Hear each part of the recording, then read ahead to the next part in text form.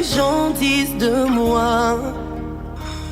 Mais je sais aussi qu'il y a un Dieu qui connaît mon cœur. Je sais ce que le monde dit de ma... Alléluia.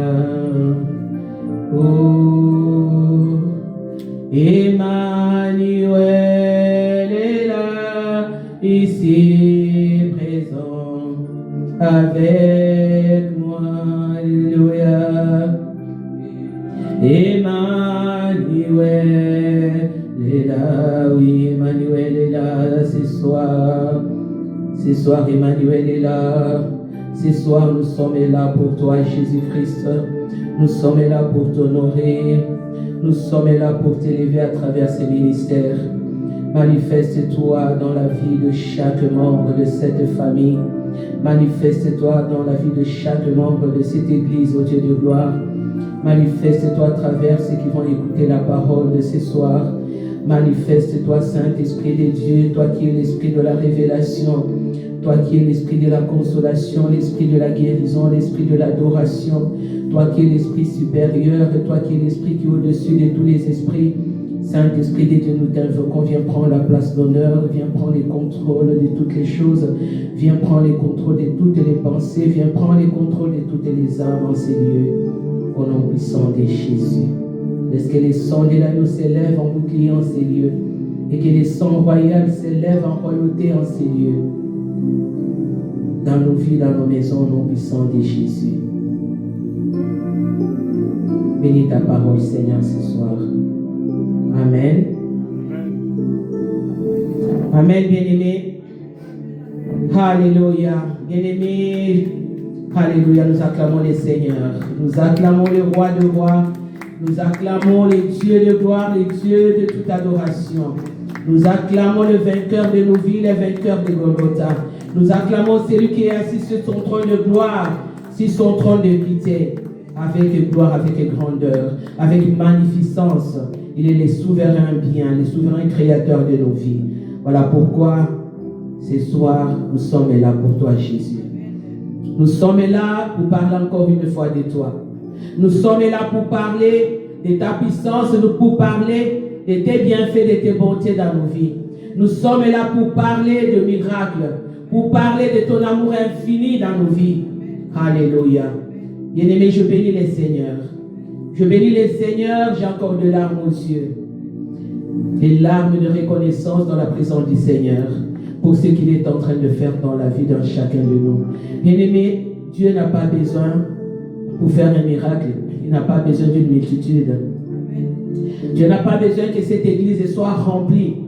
Dieu n'a pas besoin de ça. Mais Dieu agit dans la vie de sa servante à cause de la fidélité de sa servante, à cause de l'obéissance, bien-aimée. Bien-aimé, vous vous souvenez que j'avais donné un témoignage sur cette femme. J'ai donné, bien-aimé, le témoignage qu'elle était malade, elle ne pouvait même pas. Moi-même, je me demandais, je me sentais mal en moi. Parce que la manière dont je l'avais sortie à la maison, c'était incroyable. Elle ne pouvait même pas bouger son cou. Elle ne pouvait même pas bouger son bras. Parce qu'elle portait quelque chose au cou. Et au bras, elle ne pouvait même pas soulever. Mais elle est sortie à cause de son Dieu. Elle a dit, je vais honorer mon Dieu. Je vais aller, je vais servir le Seigneur. Peut-être que vous n'avez pas entendu les témoignages au début. Parce qu'on n'a pas pu enregistrer cela. Mais elle pourra encore faire ces témoignages-là. Pour édifier le corps de Christ. Pour édifier ceux qui ont encore les doutes dans la présence du Seigneur. Que Dieu vous bénisse, ma sœur. Amen, bien-aimés. Et ceci nous amène toujours en rapport avec le témoignage qu'elle a donné, bien-aimé. Aujourd'hui, elle a dit quelque chose que j'avais déjà préparé dans mon message. Elle a dit, ça dépend de la manière comment tu te présentes devant Dieu. Ton problème va être résolu, même si je n'ai pas utilisé les mêmes phrases, les mêmes paroles qu'elle. Mais c'est ça l'idée. Elle a dit, ton problème va être résolu de la manière que toi, tu te présentes devant le Seigneur. est la façon que tu te présentes devant ton Dieu. Parce qu'il y a des gens qui viennent avec eux, qui sont déjà imbus d'eux-mêmes à l'intérieur d'eux. Et qui pensent que eux, ils sont capables de résoudre leurs problèmes. Et ne voient pas la main de Dieu, ne voient pas la grandeur de Dieu, bien-aimé. Voilà pourquoi, ce soir, bien-aimé, j'étais très fatigué. Je ne pouvais même pas savoir que j'allais me tenir debout pour parler. Mais le Saint-Esprit de Dieu m'a donné la force. Comme on dit que nous sommes les soldats de Christ, bien-aimés. Quelle que soit notre fatigue.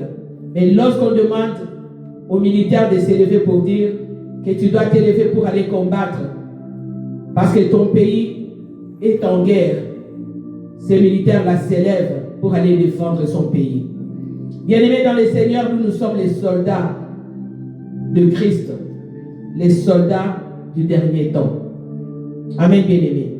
Et ce soir, bien-aimés, nous allons parler de pourquoi ceci ou cela dans ma vie.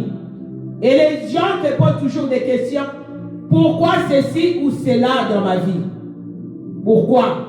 Si Dieu existe,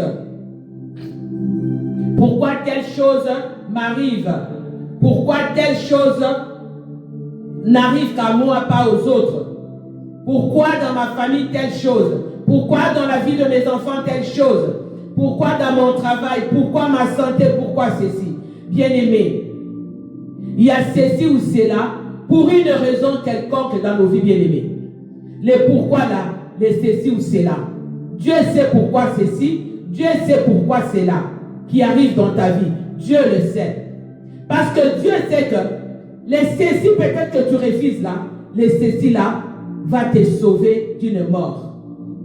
Les cela que tu veux va t'amener dans le gouffre. Amen, bien-aimé dans le Seigneur. Voilà pourquoi si tu es un enfant de Dieu, tu dois comprendre pourquoi les ceci et cela. Parce que la parole de Dieu nous dit qu'il y a que tout concourt au bien de ceux qui aiment Dieu. Amen, bien-aimé. Tout concourt, bien-aimé. On dit bien tout. On n'a rien laissé. Alors, lorsqu'il y a les ceci ou les cela dans ta vie, bien-aimé, tu dois te remettre entre les mains de Dieu. C'est vrai que parfois, bien-aimé, la vie est dure. Mais Dieu reste toujours fidèle. Dieu ne change pas. Quelle que soit la dureté de la vie. Quel que soit ce que tu peux traverser, bien-aimé. Quel que soit ce que tu peux endurer, bien-aimé. Mais Dieu reste toujours fidèle. Dans les ceci ou dans les cela de ta vie, Dieu reste toujours fidèle et il reste Dieu. Il ne change pas. Parce que la Bible nous dit qu'il est le même hier, aujourd'hui et éternellement. Il est le même. Il ne change pas. Ça signifie que si lui ne change pas, ton problème est capable de changer. Ton problème est capable de trouver la solution, bien-aimé. Parce qu'il est celui qui peut changer le mal, bien-aimé, en bien. Et il est celui qui peut faire aussi sortir des bonnes choses, bien-aimé, dans toutes les situations. Quelle que soit n'importe quelle situation, bien-aimé. Même si tu étais dans le gouffre, Dieu est capable de te tirer de ces gouffres-là, comme il avait tiré les enfants d'Israël. Même quand tu fais face à une maladie, bien-aimée, même quand tu fais face à un rejet ou à l'abandon de sien, Dieu peut changer cela. Dieu peut transformer cela, bien-aimé. Mais il suffit seulement que tu restes ancré sur la parole de Dieu, que tu restes fidèle dans la présence du Seigneur. Bien-aimé, Dieu est capable de te faire sortir de la situation la plus difficile, des circonstances difficiles. Dieu est capable de te sortir de là. Dieu est capable d'amener la gloire dans ta vie. Voilà pourquoi nous allons lire dans les livres de Deutéronome. Si on peut nous mettre Deutéronome 5. Deutéronome 5, 24. La Bible nous dit ceci, bien-aimé. Lorsque je parlais de la gloire de Dieu, lorsque j'ai dit que Dieu, on doit se rappeler que Dieu ne change pas. Parce que Dieu nous montre toujours sa grandeur, sa gloire. Amen, bien-aimé. La Bible nous dit ceci. Et vous dites, voici l'Éternel notre Dieu nous a montré sa gloire et sa grandeur. Et nous avons entendu sa voix du milieu de feu. Aujourd'hui, nous avons vu que Dieu a parlé à des hommes et qui sont demeurés vivants. Dieu a parlé à des hommes et ces hommes-là ont demeuré vivants. Ça signifie que lorsque tu dois te rappeler, bien-aimé, que Dieu est capable, bien-aimé, comme la parole de Dieu nous dit qu'il a montré sa gloire et sa grandeur aux enfants d'Israël. Lorsque les enfants d'Israël, bien-aimés, étaient en temps, bien-aimés, de l'esclavagisme, en les sortant de la main de Pharaon, en ouvrant la mer Rouge en deux pour que son peuple sorte et traverse, Dieu a montré sa gloire plusieurs fois, bien-aimés. Et Dieu nous montre aussi sa gloire, bien-aimée, en nous offrant son salut et la vie éternelle. Alors pense un peu dans ta vie, bien-aimée. Lorsque tu t'es dit, pourquoi ceci et pourquoi cela? Regarde un peu, fais un bilan de ta vie. Regarde un peu. Est-ce que Dieu ne t'a jamais montré sa gloire? Ne t'a jamais montré sa grandeur? Bien-aimé, même si Dieu ne te donne pas l'argent, mais tu as les souffles de vie. Ces souffles de vie est plus important et plus grand même que l'argent. Parce que si tu as l'argent aujourd'hui, on t'enlève les souffles de vie, tu ne vas pas jouir de cet argent. La grandeur de Dieu, la gloire de Dieu bien-aimé, se manifeste de plusieurs façons.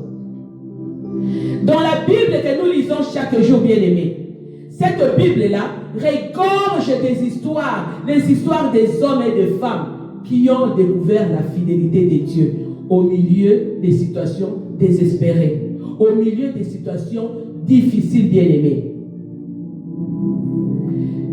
Si nous lisons, je n'ai pas mis ça là-bas, si nous lisons dans les livres de Marc 5, là où nous parle de l'homme de Gadara. L'homme de Gadara, bien-aimé, c'était un fou, un homme qui était enchaîné pendant des années. Cet homme vivait dans les tombeaux. Le cas de cet homme bien-aimé était considéré comme un cas perdu. Perdu complètement, bien-aimé. C'était un cas médicalement qui était impossible pour les hommes. Socialement, c'était un cas qui était désespéré, bien-aimé. Pensez un peu. Lorsque vous voyez des fous dehors, qu'est-ce que les gens se disent? Les gens le rejettent. Ces fous-là sont rejetés par la société, bien-aimée. Parce que ces fous-là sont enchaînés, ces fous-là sont sales, ces fous-là, on ne les reconnaît même pas, ils ne se reconnaissent même pas eux-mêmes. Et les fous de Gadara vivaient dans les tombeaux, nous dit, ils arrivèrent à l'autre bord de la mer. Ça, c'est dans les livres de Marc 5, au verset 1. Je ne vais pas tout lire, mais je vais lire là où ça nous intéresse. Ils arrivèrent à l'autre bord de la mer, dans les pays des Gadaréniens. C'est pourquoi on appelait les fous de Gadara, parce que Gadara, c'était une ville. Aussitôt que Jésus fut hors de la barque, il vint au-devant de lui un homme sortant des sépulcres et possédé d'un esprit impur. Imaginez-vous, cet homme-là qui vivait dans les tombeaux. Cet homme-là qui vivait au cimetière, jour et nuit. Sa demeure, c'était là. Il mangeait là, il dormait là. Il n'avait pas de vie. Cet homme avait sa demeure dans les sépulcres et personne ne pouvait plus les lier parce qu'il était déjà lié. Il était déjà enchaîné. Même ceux qu'il avait liés ne pouvaient plus les lier encore deux fois parce qu'il était déjà lié. Il était déjà enchaîné. Donc il était là. Lui-même, il ne se reconnaissait même pas. On dit, car souvent il avait eu le fer aux pieds et avait été lié de chaînes. Mais il avait rempli les chaînes et brisé le fer. Et personne n'avait la force de les dompter. Mais il y a eu quelqu'un qui a eu la force de dompter cet homme-là. Pas seulement cet homme, mais de dompter les esprits démoniaques, les forces maléfiques qu'il avait liées pendant des années, qu'il avait enchaîné, bien-aimé. Et cet homme-là, c'est Jésus-Christ de Nazareth. Amen, bien-aimé dans le Seigneur. On dit bien qu'il avait rempli les chaînes et brisé les fers, et personne n'avait la force de les dompter. Mais Jésus-Christ de Nazareth a eu la force de les dompter, a eu la force de briser les chaînes, a eu la force de les délivrer. Bien-aimé, C'est pourquoi je te dis, ne te pose pas la question pourquoi ceci et cela. Peut-être que cet homme-là, le fou de Gadara, s'est posé aussi la question pourquoi ceci et cela. Mais il n'y avait personne aux alentours, dans son environnement, pour les libérer, pour les délivrer, bien-aimés. Mais Jésus-Christ de Nazareth est venu les délivrer, est venu les dompter. Il a brisé les chaînes qui étaient dans sa vie. Bien-aimés, nous allons prendre aussi l'exemple. Il y a beaucoup d'exemples que nous pouvons prendre dans la Bible, bien-aimés. Il y a aussi l'exemple de Job, bien-aimé. Là, vous allez les lire seuls. Dans le livre de Job 1, 20, 21, bien-aimé.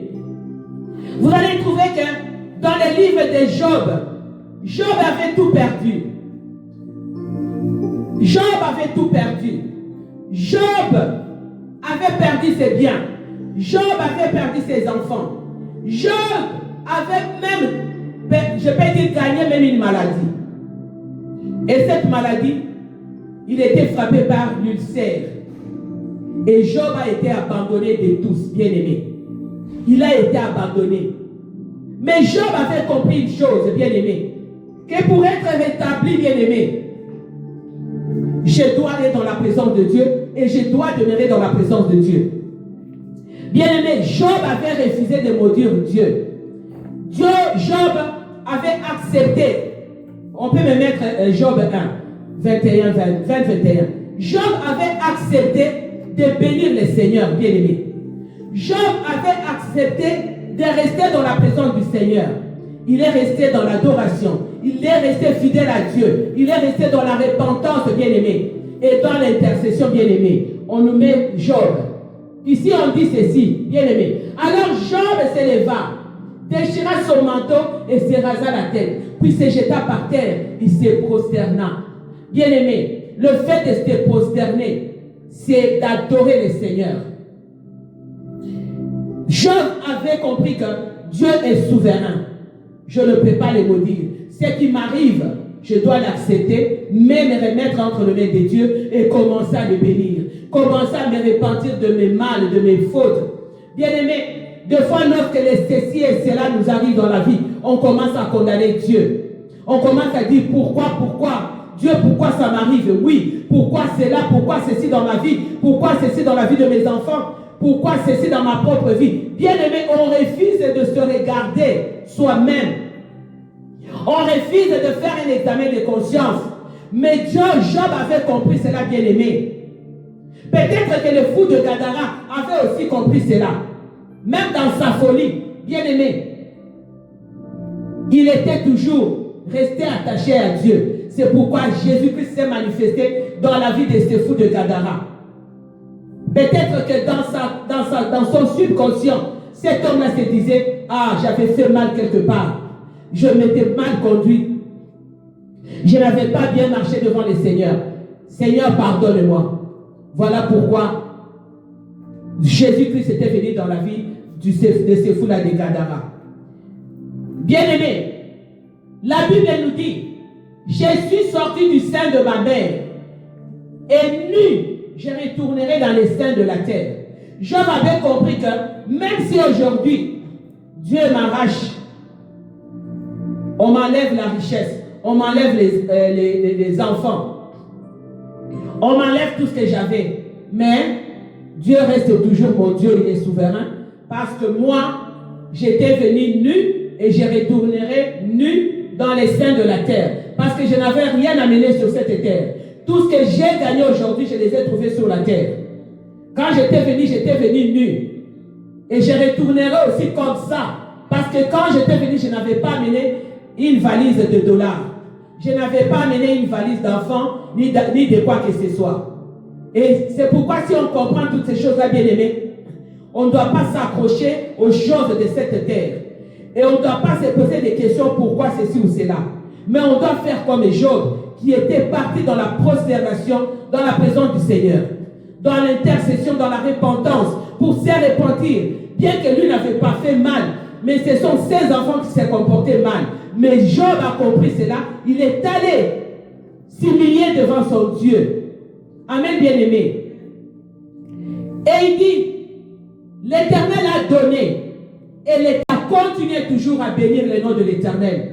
Bien que sa femme, ses amis se moquaient, disaient, maudit le Seigneur, maudit ton Dieu, regarde ce qu'il t'a fait, toi qui marches dans la crainte de Dieu, toi qui obéis à Dieu, toi qui fais ceci, toi qui fais cela, toi qui se mets devant pour prêcher, regarde tes enfants, regarde ta maison, mais reste accroché à Dieu. Reste dans la présence du Seigneur bien-aimé. Job, bien-aimé, a traversé tous ces moments difficiles. Mais Job a été établi, bien-aimé. Il a été établi dans sa situation, bien-aimé. Dieu s'était manifesté avec grandeur. Devant une situation, bien-aimé, on peut baisser le bras dans un geste d'impuissance. On peut dire, j'ai prié à cause de ceci. Je priais à cause de cela. Mais ça ne s'arrange toujours pas. Deux fois, Dieu veut voir la fidélité que nous avons à son égard. Comme je parlais de la servante de Dieu. La fidélité, l'obéissance. Les sacrifices vaut mieux. L'obéissance vaut mieux que les sacrifices. Mais la puissance divine, bien-aimée, lorsqu'on reste attaché à Dieu, la puissance divine vient te relever. Vient t'aider à te relever, à relever même ta tête. Parce que la fidélité de Dieu nous donne toujours la force d'espérer. Nous donne toujours la force d'avancer. Quelles que soient les embûches. Comme j'ai dit, c'est votre choix devant vos problèmes qui changera tout. C'est votre foi aussi devant les problèmes, comme la servante de Dieu a dit. Comment tu te présentes devant Dieu? Comment tu viens devant ton Seigneur? Et c'est ça qui compte. C'est ton choix, c'est ta foi qui va tout changer. Dieu va utiliser cette confiance-là. Il va changer des choses tout autour de toi. Ce soir, bien-aimé, je suis venu dire à quelqu'un, quel que soit ce que tu traverses, ton dossier, bien-aimé, est encore ouvert sur la table céleste. Tu peux croire que j'avais déposé mon dossier à un tel bureau, mais les dossiers, peut-être ces dossiers-là est déjà fermé dans l'oubli. Mais devant, sur la table céleste, les dossiers toujours là. Quand Dieu voit, il vient, il regarde. Ah, les dossiers de ma fille, les dossiers de mon fils. Mais je vais encore attendre un peu. Peut-être que Dieu te fait attendre juste un peu pour voir est-ce que ma fille ou mon fils va backslide. Est-ce qu'il va aller de l'autre côté? J'attends encore un peu pour voir. Bien aimé, personne ne peut mettre fin au plan de Dieu dans ta vie. Personne. Personne, j'ai dit bien personne. Mais toi-même, tu peux mettre fin au plan de Dieu dans ta vie. Toi-même. Même les sorciers, ils n'ont pas la puissance, ni la capacité de mettre fin au plan de Dieu dans ta vie. Si tu restes fidèle à Dieu. Les sorciers n'ont pas cette puissance-là. Parce que si vous prenez l'histoire de Lazare, bien aimé, l'histoire de Lazare est une histoire d'une situation désespérée, n'est-ce pas? Parce que l'histoire de Lazare, ce n'était pas une question d'une crise, non. Ce n'était pas une question d'une maladie, mais c'était la question de la mort. Donc la personne était partie avec plus d'espoir. La personne était enterrée. La personne pourrissait déjà, décomposée. Impossible pour l'homme de faire quoi que ce soit.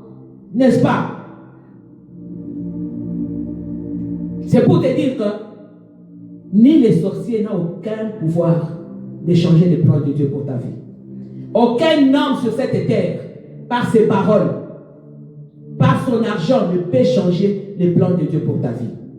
Aucun.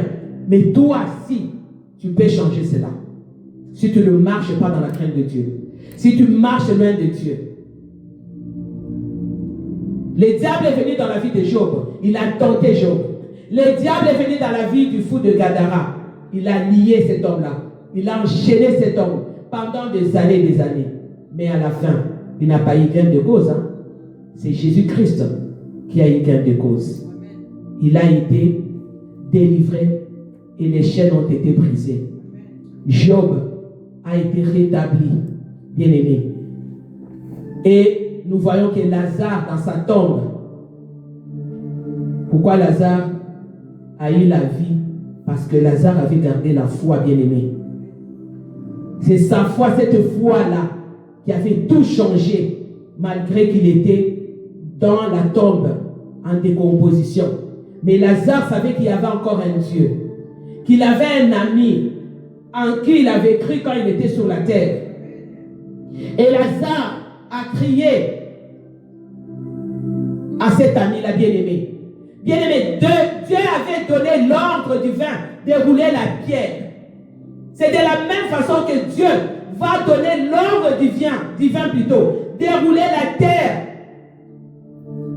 de tout ce qui t'empêche de voir la main de Dieu, de voir la gloire de Dieu. Lazare, bien-aimé, était dans les tombeaux durant 4 jours, décomposé, pourrissait. Mais lorsque Lazare a crié à Dieu, Lazare s'est souvenu qu'il y avait quelqu'un,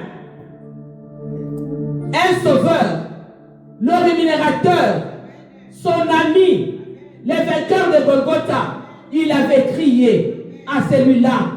Et j'étais sûr que Jésus-Christ avait posé la question à Lazare. Lazare, que veux-tu? Lazare a dit, je veux que tu puisses rouler la pierre qui bloque les tombeaux pour que je puisse être délivré de mes chaînes. Alléluia, bien-aimé dans le Seigneur. Alléluia. Alléluia. Jésus, alléluia, le roi de rois. Bien-aimé, Jésus va lancer les cris de vie pour Lazare. De la même façon qu'il avait lancé ses cris de vie pour Lazare, il les fera aussi pour toi. Devant son Père bien-aimé, Jésus va lancer les cris de vie. Même la mort ne peut pas, bien-aimé, mettre la fin à l'intervention divine dans ta vie. La mort ne peut pas, bien-aimé. Parce que la Bible nous dit dans les livres de Jean, bien-aimé, Jean 11, si nous lisons dans les livres de Jean 11, 25, 26, la Bible nous dit ceci, bien-aimé. Jésus lui dit, ce n'est pas là-bas. Jésus lui dit, je suis la résurrection et la vie. Jean 11, bien-aimé, 25, 26, il nous dit, je suis la résurrection et la vie. Celui qui croit en moi vivra, quand même il serait mort. Et Lazare, on dit bien il était mort. Mais parce qu'il avait cru à la vie et à la résurrection, il avait crié. À la vie et à la résurrection, bien-aimé. Et c'est comme ça que Lazare a eu la vie sauve. C'est pour vous dire que même la mort, bien-aimé, n'est pas la fin à l'intervention divine. Ne peut pas mettre fin. Et au verset 26, on nous dit, et quiconque vit et croit en moi ne mourra jamais. Crois-tu cela? Toi qui me suis, toi qui me regardes, toi qui es dans la salle, crois-tu cela que si tu crois en Jésus-Christ de Nazareth, tu vivras, tu ne mourras pas, ta situation vivra, bien-aimé. Tout simplement pourquoi? Parce que si tu crois cette parole qui est l'épée de l'esprit, tu as cette épée entre tes mains, bien-aimé. Utilise cette épée, l'épée de la prière, l'épée de la gêne, bien-aimé. L'épée de la méditation, l'épée du gêne, de la méditation et du courage. Utilise cela. L'épée de la foi, de la confiance, de l'espoir en Dieu. Utilise cette épée de l'espérance en Jésus-Christ. Et cette épée te sortira des jougs de tout ce qu'on avait relâché contre toi. C'est comme ça que vous voyez ces hommes-là avaient eu la victoire. Les Job, les Lazare, les fous de Gadara, bien-aimés. Ils ont eu la victoire. Pourquoi? Parce que ces fous-là avaient compris qu'entre nos mains, nous avons la vie et la résurrection. Nous avons l'épée de l'espérance. Nous allons utiliser cette épée. Nous allons crier. Et en criant, lui, la vie et la résurrection, va lancer les cris de vie pour nous. Au devant de son Père, sur les trônes de Golgotha. Alléluia. Bien-aimé, un échec n'est qu'une opportunité. Lorsque l'échec vient dans ta vie, lorsque ceci ou cela vient dans ta vie, Ça te fait tout simplement comprendre qu'il y avait une chose qui ne marchait pas. Et que tu dois maintenant te remettre en position dans la présence du Seigneur. Que tu dois te réveiller, bien-aimé. Tu dois te tenir debout pour reconquérir ton territoire, pour reconquérir ta destinée. Bien-aimé, tu dois te battre. Tu dois te battre pour ta vie. Parce que cette vie, c'est une vie de combat. J'étais en train de suivre une servante de Dieu. Ça, j'avais beaucoup aimé cette vie. Vous devez combattre pour vos enfants. Vous devez combattre pour vous-même. Vous devez combattre pour vos ministères. Vous devez vous lever, bien-aimé. Parce que si tu ne combats pas, si tu ne comprends pas cela, bien-aimé, tu seras vaincu. Tu vas vivre de misère en misère sur cette terre. Et lorsque tu vas quitter sur cette terre, tu vas aller commencer à te plaindre devant Dieu. Il va être trop tard. Nous allons nous lever dans la présence du Seigneur bien-aimé. Alléluia. On nous augmente un peu la musique. Alléluia. Alléluia. Oh Jésus, avec moi. Oh Jésus, Emmanuel est là. Emmanuel est toujours présent dans nos vies. Emmanuel est toujours présent dans nos vies. Emmanuel est là. Emmanuel n'abandonne jamais. Bien-aimé, ce soir, le Saint-Esprit de Dieu a parlé à ton cœur. Le Saint-Esprit de Dieu a parlé à quelqu'un. Là où tu es, tu sais dans quelle situation tu es. Tu sais dans quelles conditions tu es, bien-aimé dans le Seigneur. Mais laisse-moi te dire ce soir, laisse que la puissance du Saint-Esprit de Dieu, la puissance de la résurrection, de la vie de Jésus-Christ, fasse revivre toutes les choses en toi. Toutes les choses dans ta maison, bien-aimée. Job et les fous de Gadara, bien-aimés, avaient surmonté l'impossible grâce à l'intervention divine. Une intervention directe, bien-aimé. Tu es capable, bien-aimé. Tu es capable d'apporter l'intervention divine dans ta vie. Tu es capable d'intervenir. Parce que lui, il intervient toujours. Là où l'espoir des humains s'éteint. Là où il n'y a plus d'espoir. Là où l'espoir s'éteint. La providence divine se manifeste. Et lorsque la providence divine se manifeste, bien-aimé, il va transformer ta situation en situation de délivrance et de miracle. Au nom de Jésus. Que Dieu vous bénisse. Amen. Ici présent avec moi. Emmanuel est là, la servante de Dieu. Alléluia. Oh, Emmanuel est là.